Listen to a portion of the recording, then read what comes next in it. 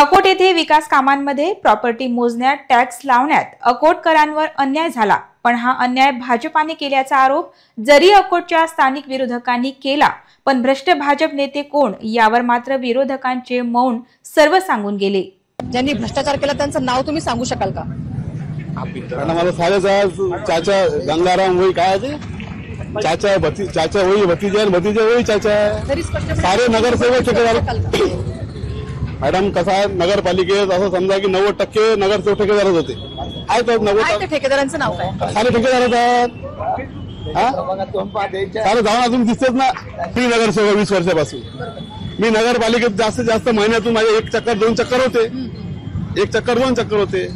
काही नगरसेवक दिवसभर बांधकाम कॅबिन मधून अकाउंटंटच्या कॅबिन मध्ये, अकाउंटंटच्या कॅबिन मधून सीओच्या कॅबिन मध्ये, सीओच्या कॅबिन मधून डबल बांधकाम और हे जनतेचे प्रश्न आहेत ना।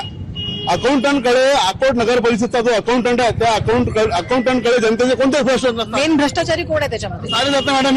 सुरुवात कोणापासून होती? तर किस का नाम लूं मैं? जो एक है जो सबको लेके चलता है, गाँव के लुटेरे ऐसा भी है, उसका भी विकास करता है, दूसरों का भी कर रहा है, उसका बताओ। सबको मालूम है नाम किसका लेना पड़ता है यहाँ पर। चल रहा है अकोट शहराला धुळीचे शहर म्हणून असलेली ओळख कायम आहे। अकोला ते अकोट रोड निर्माण होताना झालेल्या अपघातात आणि त्यामुळे मृत्यू पडलेल्या शेकडो लोकांची समस्या अधोरेखित करण्यात आली। आरआरसी न्यूजच्या रणसंग्राम कार्यक्रमात आज अकोट येथे वादळी चर्चा रंगली होती। शहरातील बाजारपेठ विकासाचा मुद्दा गाजला। निवडणुकीत जातीवर आधारित मतदान यावर तरुणांनी प्रखर टीका केली आहे। अकोट येथे ओबीसी महिलेसाठी नगराध्यक्ष पद आरक्षित आहे। अकोट येथे काँग्रेस, वंचित आणि भाजपमध्ये घमासान होणार आहे।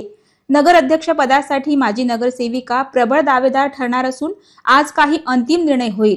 शहरात साफसफाई, स्वच्छता, नाले, रस्ते मुख्य समस्या कायम आहेत। अकोट येथे शहरातील रस्ते व बाजारपेठ विकसित करण्याची गरज आहे। राजकीय पक्षांनी याविषयी आश्वासनाचे चॉकलेट देण्याचे काम सुरू केले आहे।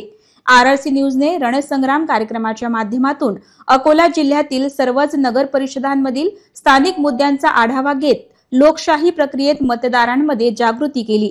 त्याचबरोबर स्थानिक राजकीय नेत्यांचे मते जाणून घेत नगर परिषद निवडणुकीचे आरआरसी न्यूजने रणशिंग फुंकले आहे।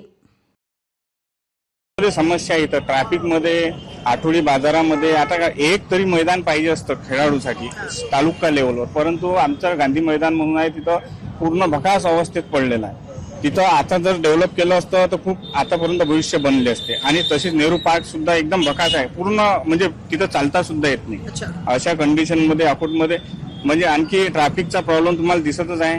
रोड आहेत पण अरुंद आहेत, अतिक्रमण आहे, अतिक्रमण काढलं की जैसे ते बसून जाते।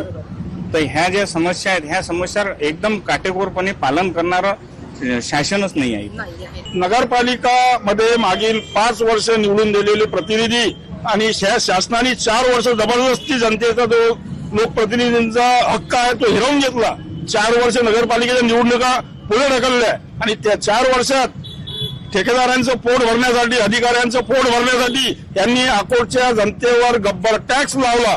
1 जानेवारी 2022 पासून तिथं प्रशासक बसलेला आहे। त्याच्यानंतर हा जो टॅक्स लागलेला गब्बर टॅक्स भारतीय जनता पार्टीच्या कारकिर्दीत लागलेला नाही आहे। 1 जानेवारी 2022 पासून प्रशासक बसलेला आहे, त्यानंतर आता त्यांनी यावर्षी तो टॅक्स लागलेला आहे, त्याच्यात कुठल्याही पार्टीचा समावेश नाही आहे।